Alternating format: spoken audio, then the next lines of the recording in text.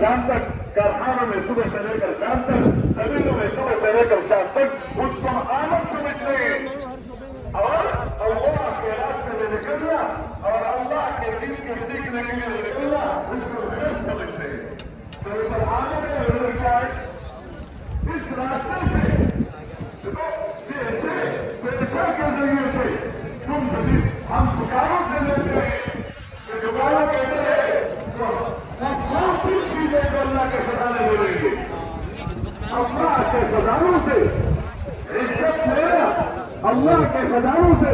इत्मीनान लेना, उसके लिए जरिया क्या है? उसके लिए जरिया है कि अपने अमल को बढ़िया से बढ़िया बनाओ और अमल को बढ़िया से बढ़िया तब करेगा कि खजाना मतलब